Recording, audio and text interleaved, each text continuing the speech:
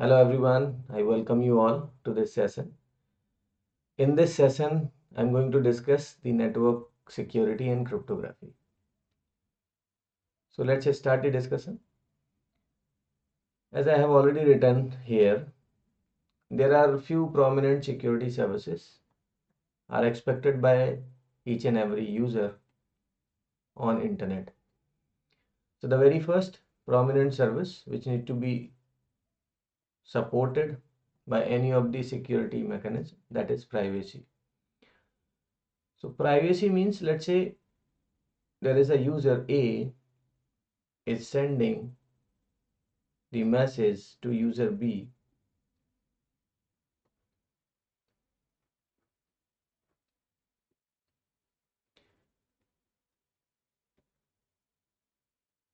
and there is a communication channel established, then no other party or no one else should be able to intercept the messages or information is being transferred from A to B.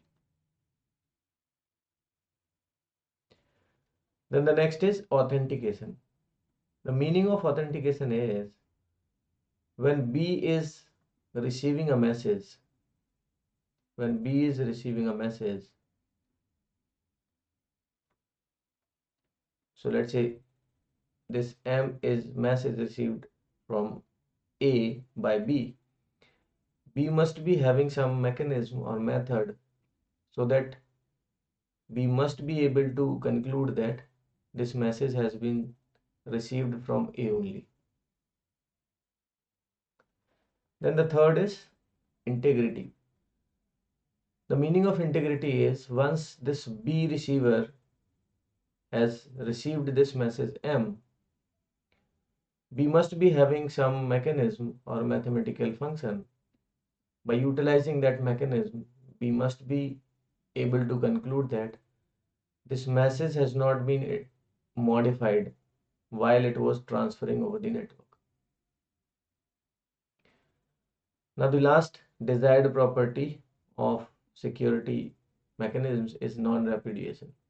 The meaning of non-repudiation is once the receiver, like B, has received a message M, at any later point in time, B must be capable enough to prove that the message M has been sent by A, so that later on A should not be in the position to deny that. Right? Now let's talk about the cryptography. As you must be aware about, there are two types of cryptographical techniques. One is symmetric key cryptography. We also know this as private key cryptography. And another is asymmetric key cryptography, which is also known as public key cryptography. In symmetric key cryptography, there is a common key, we also considered as shared key. So we have here shared key.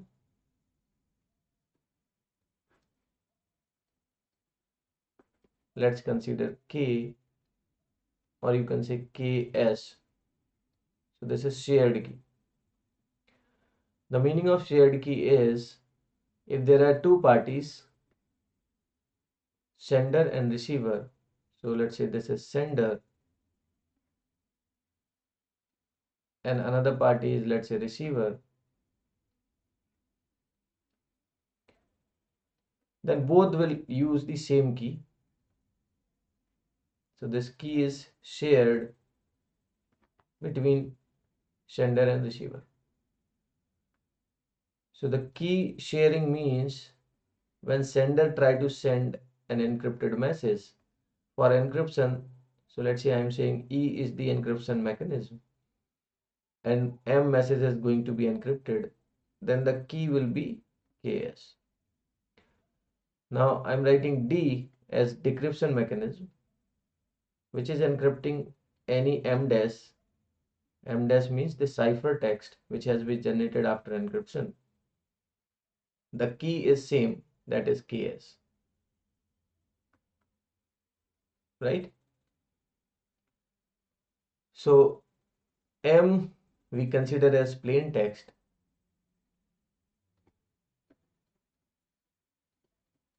and M dash we are considering here ciphertext.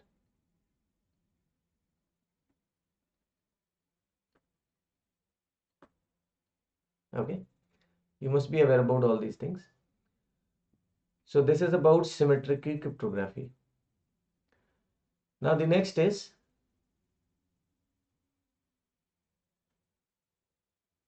public key cryptography, which is also known as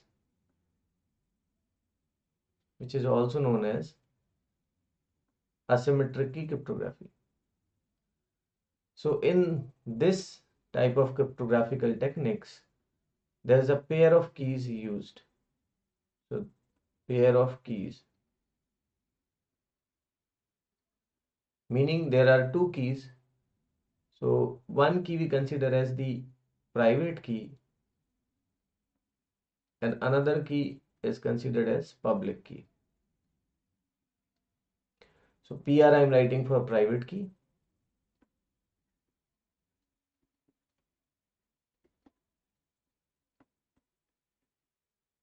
and PU I am writing this is as public key.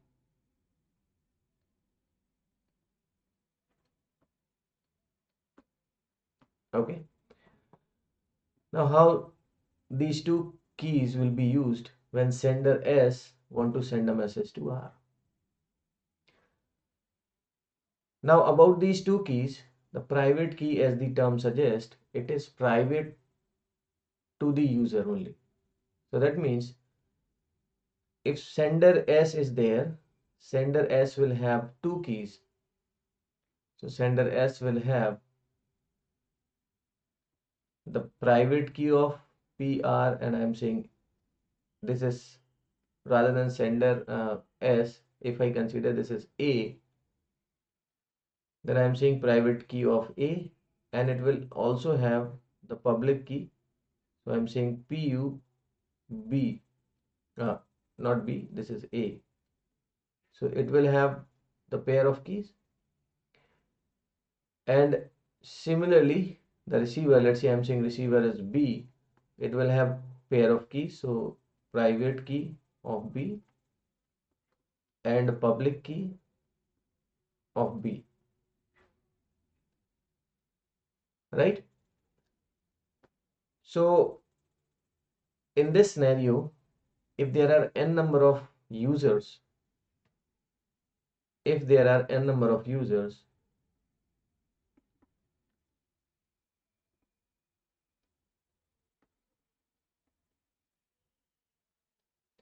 then total number of keys will be 2 multiplied by n. So let me write here the total number of keys,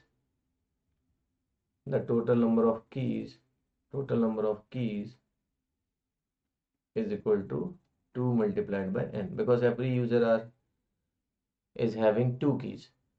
But in case of symmetric key or the private key cryptography,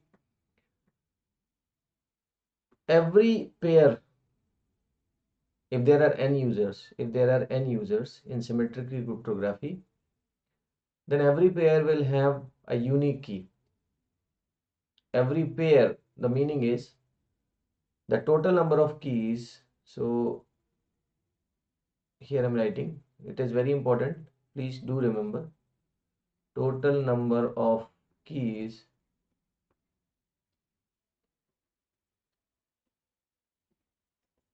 in case if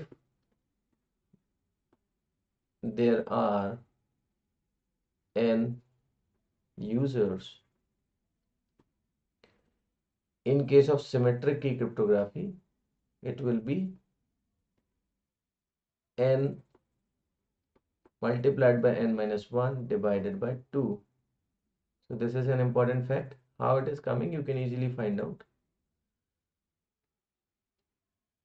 Right? So this is in case of symmetric key cryptography, the total number of keys will be n multiplied by n minus 1 divided by 2.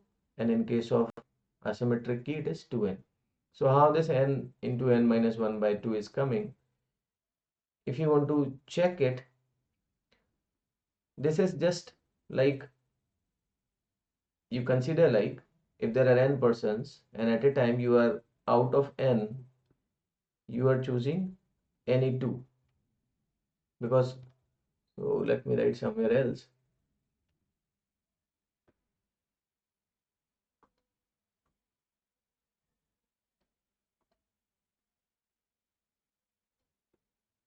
Okay, so if you consider out of n users, you are just choosing 2, then once you solve it, you will get n into n minus 1 divided by 2, like you will get factorial n divided by factorial 2 into factorial n minus 2, right? So this you can write like n into n minus 1, and rest of the things is factorial n minus 2 only, and factorial 2 is 2 only, and this is n minus 2, so you can cross n minus 2 and the remaining thing is this only, right? So please do remember these two. I am putting a star here and here. Okay,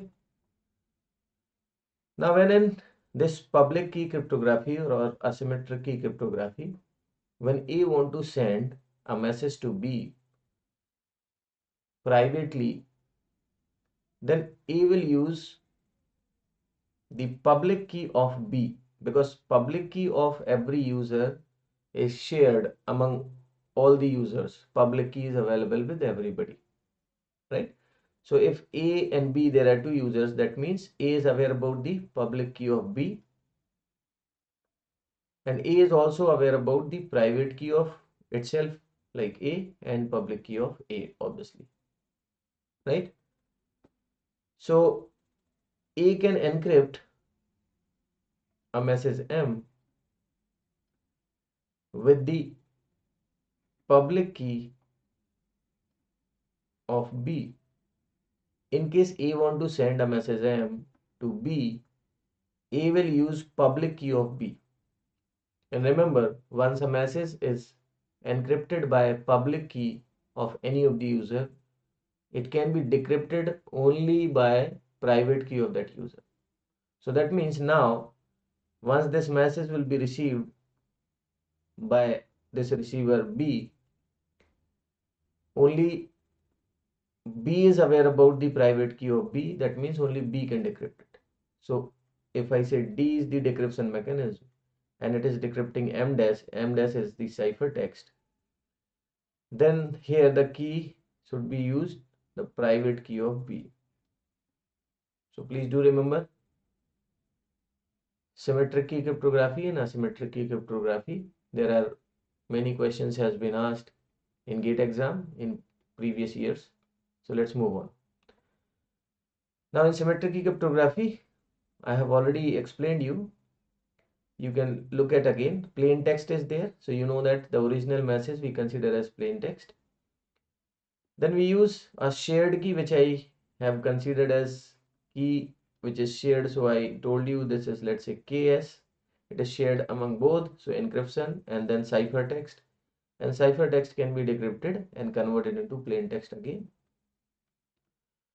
Now asymmetric key, I have already told you, the plain text you encrypt it, but when we encrypt it, we use the public key of recipients or receiver, and when we decrypt it, we use the private key of receiver, and finally the plain text will be received by the recipient or receiver. Now let's talk a bit about hash functions. Hash function is having very unique kind of property in which you consider a mathematical function is there which can receive or can take any length of input, maybe from 1 bit to 1 GB, but it generates a fixed length of output always. So here it is written fixed length output of n bit, but arbitrary length of input it can take. So this can vary. Apart from this, an ideal hash function, so let's say if I assume this h is hash function and it is taking any input like a message or some data, it is taking as input, and it is generating a message digest. So I'm saying it is MD, message digest, or hash value you can say. Now if I change this M by single bit or by single character, if this hash is ideal, it should not generate the same message digest. The generated message digest must be different from the earlier one because the message has been modified. In case for two different messages, let's say I'm taking something M dash, and M maybe differ by 1 bit or 1 byte. In case same message digest, any hash function generate, this thing we consider as hash collision. So here in this diagram, the John Smith is generating something, a message digest, let's say 2, and then Chandra D is also generating the message digest 2. Because hash is a mathematical function, so collision is possible, but the ideal situation or ideal property or ideal hash function which we assume, there should not be any collision. So if you assume that, if a very small example I will take, let's say I take a mod. So let's say if I take mod with 5, 12 mod 5 will give us 2. But 12 is not the only one which will give us 2. If I can take 22 mod 5, then for 22 also we will get value 2 only. If I take, let's say, 42, then also we will get same value 2.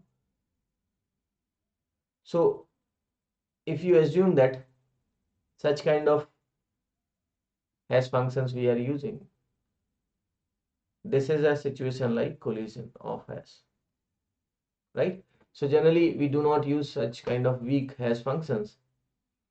And one more property hash function has, if you consider h is a hash function, then there should not be any hash inverse, right? So it should not be like that your hash function is generating MD and you are having some h inverse or h dash where you are passing MD, message digest, and you are getting the original message. It should not be possible. So hash functions are one-way function. It is not like you are encrypting the things and you are getting the decrypted. Again, you decrypt and get the original message. No, it is not possible in that. Okay. So please do remember the collision of hash and few of the properties of hash functions. There are few examples of hash like MD5 or SHA, SHA-1 or SHA-3 or SHA-5. There are different algorithms. Now let's talk the important thing in security, that is digital signature. So the digital signature is one of the mechanisms we use to sign documents digitally. Digital signature primarily provide the authentication,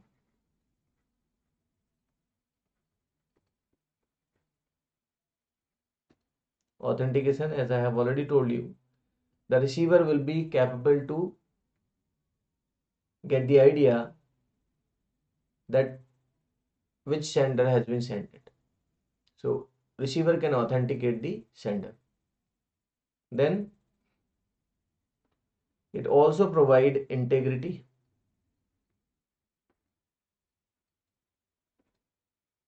That means sender will be capable to verify whether the message has been modified while it was traveling over the network. And the third property of digital signature, it provides the non-repudiation.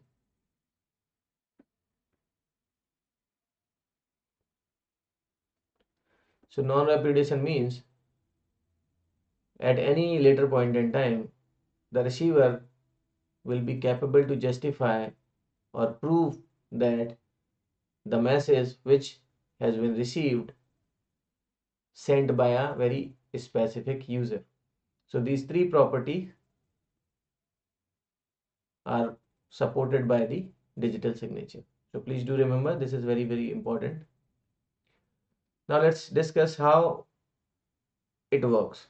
So sender is having, let's say, a message M, and it is generating a message digest through a hash function. So a message digest MD1 or whatever you give, it is being generated. Now this message digest we encrypt by using the sender's private key. So sender's private key, you please do note down this. To encrypt the message digest, we use sender's private key, right? The meaning is, once we encrypt a message, any message, I'm saying here message digest, so I'm taking MD, and we are taking the private key of sender. Let's say A is sender, so I'm taking PRA. That means now the decryption will be possible by the public key of sender. Public key of A need to be used to decrypt this message MD. Alright. So once the receiver will receive this message, it will decrypt. First it try to decrypt with the public key of A, and if this message, encrypted message, will be decrypted by the public key of A, that means the receiver will be able to justify that the message was sent by sender A only. So in that way the authentication can be proved. Now let's come to the integrity. So in integrity, what happens, if you look at like the receiver part, the receiver can find out. So ultimately you look at what it is being sent here. There are two things which is being sent. One is message and another is the signature. So I'm saying digital signature DS being sent. So receiver will receive these two things. Receiver will receive message as well as digital signature. Now in digital signature, what is there? In digital signature we are having, in digital signature we are having encrypted message digest. So once we decrypt this digital signature, we will get original message digest. So after decryption of digital signature, we get MD. MD means message digest. And because we are already having original message, because digital signature does not provide privacy. So I'm writing here, please do remember, digital signature is not intended to provide privacy. So I'm just putting cross here. Okay, you may get multiple choice question. Digital signature does not provide privacy. So this M is there. Once the receiver will get M and this MD, receiver will try to calculate by passing this message M through a hash function. It will generate MD, message digest. And if this message digest, which receiver got after decrypting this digital signature, and if it is getting compared with this, both are equal, that means message has not been changed or modified. That means integrity can be checked. Okay, right? So you look at the diagram here. When receiver is receiving the message, what is happening? Signed digest it is happening. So that message digest is being decrypted using the public key, using the public key, because the message digest was encrypted by private key of sender. So it will be decrypted by public key of the sender. And this message digest is being compared with the message digest which receiver is calculating through the hash function. So this message is being passed to the hash function, as I have already told you, and then this message digest is being compared with this message digest. And if it is valid, then it is concluding no updation has been done. Now let's solve few questions. Now this question has been asked in GATE 2019. It is based on the security only. So they are asking like 3 to the power 51, 3 to the power 51 mod 5 will be, it was like numerical type question. So how you can calculate?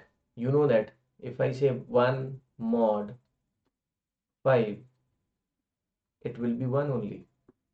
So when this value is lesser than this value, the mod will be the same value. Okay. So if I say x mod y, where x is less than y, the value of this will be x only. Okay. So if this is having lesser value than y, then the mod will give you x only. So I guess you are aware about this. Now in this case, what will happen here, if I consider like 3 to the power 2 is 9, 3 to the power 3 is 27, and 3 to the power 4 is 81. So 3 to the power 4, 81. So let's, if I check the 81 mod 5, what value I will get? So I will get 1 only. So that means if I write this into the power of 4, then only one remainder we will get, right? So how we can write it, like 3 to the power 4, if I write multiplied by how many times? So you can run it like how many times? 12 times, I guess. Okay. So 12 times this thing you can run. So I may write something like this. This is 12 times. The remaining thing is 3 to the power. So this is 48 times and this is 51. So that means the remaining is 3 only. Now if you perform mod with 5, okay. Now this will give you 1 only. And here you will get 27 mod 5, and 27 mod 5 will give you 2 only. That means the result of this will be 2 only. So I'm filling it here. Now let's move on to the next question. A sender S sends a message. This was asked in GATE 2017. M to receiver R, which is digitally signed by S with its private key. So whenever I'm saying a message is being signed, if I am signing a message, I will use my private key, right? In this scenario, one or more of the following security violation can take place. So what type of security violation can take place? when I am sending, A is sending, so I am highlighting. Sender is S actually. Is a sender S sends a message and the receiver is R and message is given as M.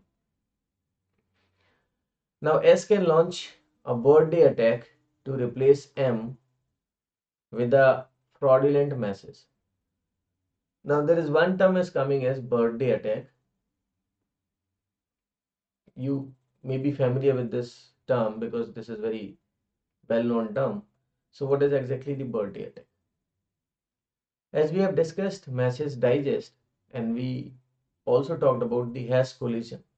The birthday attack is somehow similar to that. Birthday paradox you must have studied.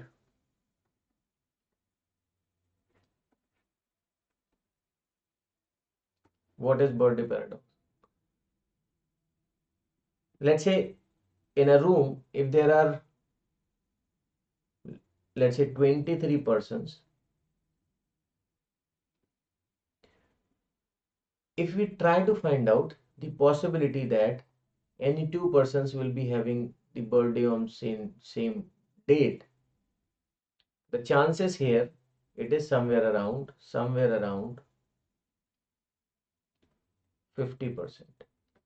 And this is like shocking. If you are not aware about the birthday paradox, then you will feel like, I mean, how this is like 50%. So you can calculate this like, if there is only one person in the room, there is no possibility that someone else, because there's no one else. So there is one possibility that it is having the unique birthday. There is no collision. There is no similar kind of result you can generate. But if there are two persons, right? And if you don't want the collision, or maybe you want collision, collision means same date you want to generate, then the next person, if you don't want collision, you don't want the same date, then anybody can take the birth out of the 365 days of a year if it is not a leap year. So if the very first person takes place on a day, the remaining 364 days the other person can take birth, right? So if you find out the possibility that if there are only two persons, what is the possibility that there will be a collision the same day they will be? So you calculate the possibility here, total 365 days. The first person is having like only one possibility. This thing will give you the total possibility. If there are two persons and both are having birthday on same day, so this is of no collision possibility. Once you subtract this with 1, you will get the possibility of having birthday on same day. Similarly, if there are 3 persons, then you will write the very first person. We are writing for no collision, and then whatever the value we will get, we subtract from 1. So next person, 364 days out of 365. Then next person, if there are 3 persons, then 363 divided by 365. And this thing, if you subtract by 1, that means you find out the possibility or probability that out of these 3 persons, any two will have the birthday on same day. Similarly, for 23 you can think of, so if there are 23 persons and you find out the possibility that there should not be any collision, no two persons should have the birthday on same day, then you can say the very first person, if there is only one person, the 100% chances there is no collision, right? So this is 1. If there are two persons, then the next person will have only 364 choices out of 365. Then only there will not be any collision. Then the next will be 363 divided by 365. The next will be 362 divided by 365. The next will be dot dot dot. So there are 23 persons I am considering. Now when you multiply all this, the value somewhere around, you will get that 4 9 something. Okay. Now when you subtract this, then you will get the value somewhere around 50%. So if you subtract that, you will get somewhere around. So in exact, if I tell you, I have already calculated, in exact 0.4927 you are getting here 4927, and if you subtract this from 1, you will get some value somewhere around 50%. So this is a birthday paradox. Although there are 23 persons in a room, but the chances of having same birthday by 2%, it is 50%, right? So here they are saying the attack, which we consider as birthday attack. So what is birthday attack? The birthday attack is, if I am sending a message with my digital signature, then the message I will pass, let's say M message, to my hashing algorithm like H, and it will give me message digest MD, and this MD I will encrypt with my private key, right? Is there any possibility that I can find out some MDES? When I will pass this MDES to H, I will get same as MD. If there is a possibility, then this is a kind of situation of birthday attack. I hope you are getting the meaning of birthday attack. Okay, so they are saying like, who can apply the birthday attack in case of this situation when there is a kind of digital signature, digital signed document. So if a document is digitally signed, that means the original message is encrypted with private key of the sender. If it is encrypted by private key of the sender, okay, then who can apply this birthday attack? So the very first statement says S can launch a birthday attack to replace M with a fraudulent message, and S is the sender only, means sender want to mischievously want to send or mislead the receiver that, oh no, I haven't sent M, I have sent M dash, kind of situation. A third party attacker can launch a birthday attack to replace M with fraudulent message. Third, R can launch a birthday paradox. So the only thing, when it is digitally signed, that means the private key of sender has been used. And when I'm saying it is private key, that means only sender is aware about private key. If no one else is aware about the private key, no one else can apply this birthday attack, right?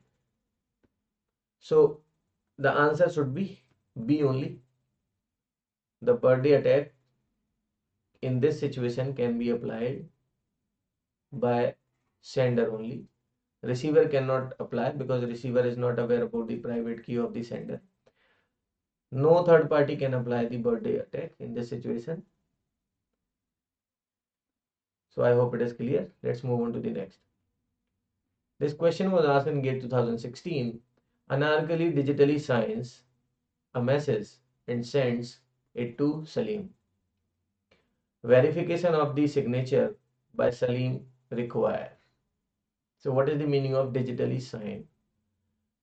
If Anarkali or anyone is sender A is signing a message, so let's say M is getting signed, that means the message is getting encrypted. So let's say E is the encryption mechanism. The sender A should encrypt it with the private key of A. So if any message is being encrypted by the private key of the sender, that means sender is digitally signing it. Okay.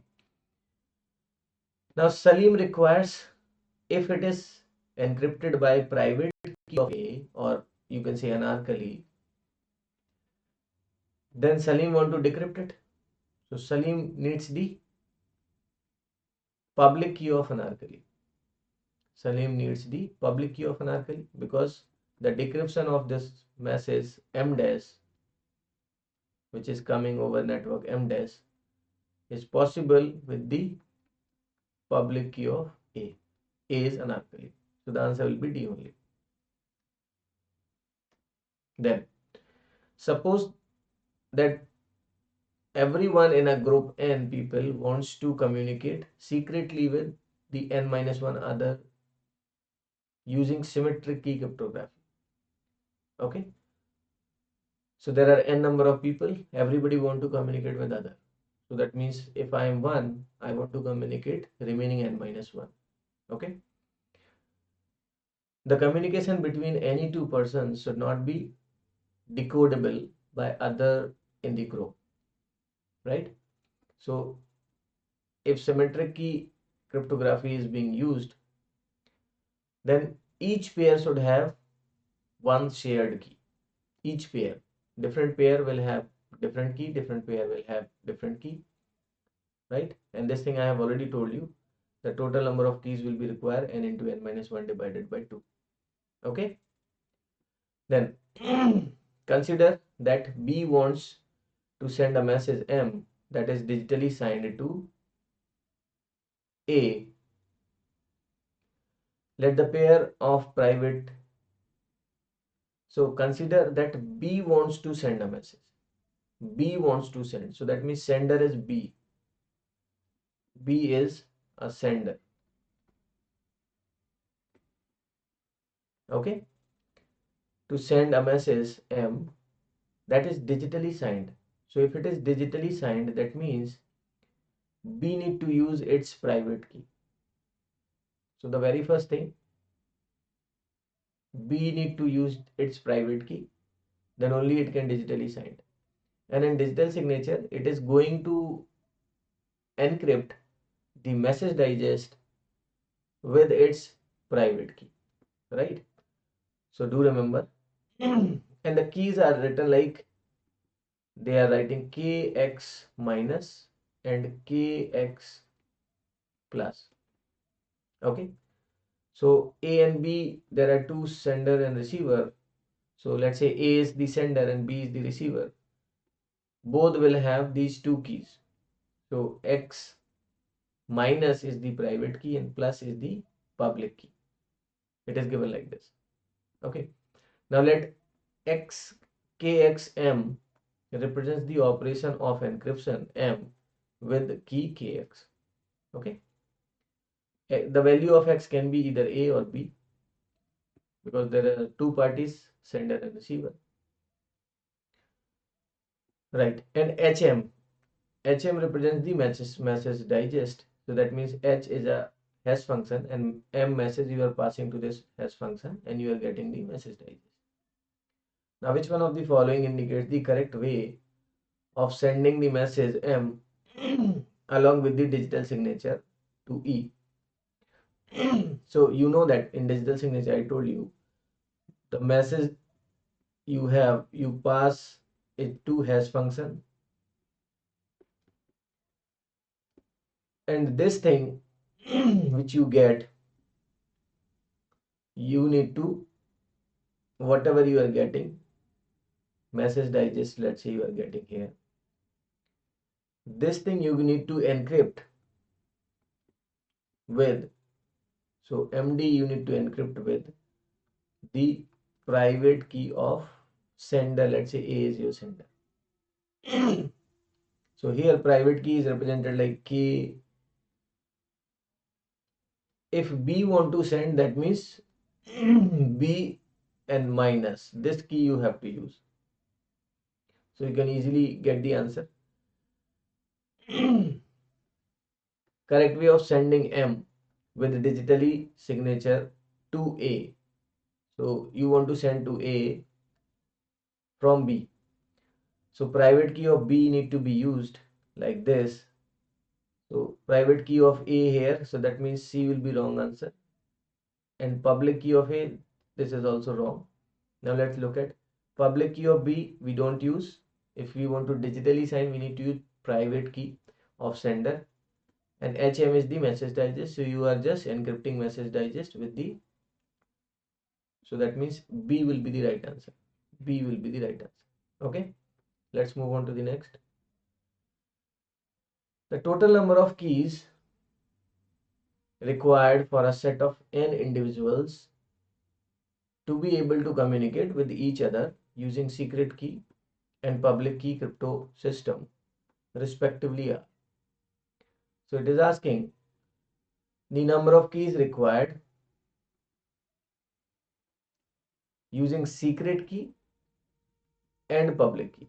So I have already told you, in secret key, if there are n users, the total number of keys will require, because every pair will have a key, the total number of keys will require 2n. Okay, right?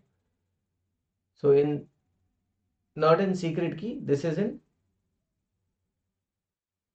asymmetric key, right? 2n will be required in asymmetric key.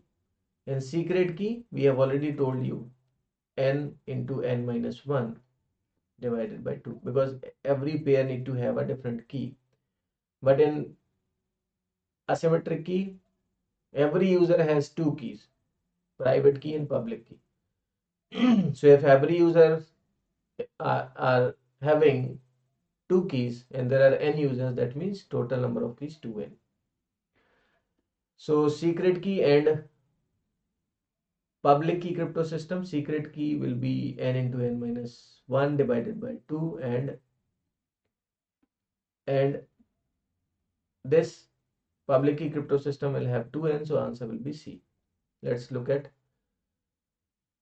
the question. Using public key cryptography, X adds a digital signature, and digital signature is representing by delta, like to message M. So that means M is a message, like I am writing here, and a digital signature is being added to this message like this. Okay, and sends it to Y. So X is sending this thing, and this thing is getting received by Y, right? Remember, this delta is a digital signature. So I'm writing DS, digital signature. In order to generate digital signature, original message digest need to be generated by using hash function, and whatever message digest will come, we need to encrypt it, message digest, with private key of sender. So PRX I'm writing because here sender is X. So you do remember this, right? Where it is decrypted. So receiver is decrypting it, right? Which of the following sequence of keys is used for the operation? So the sequence of keys you can look at here.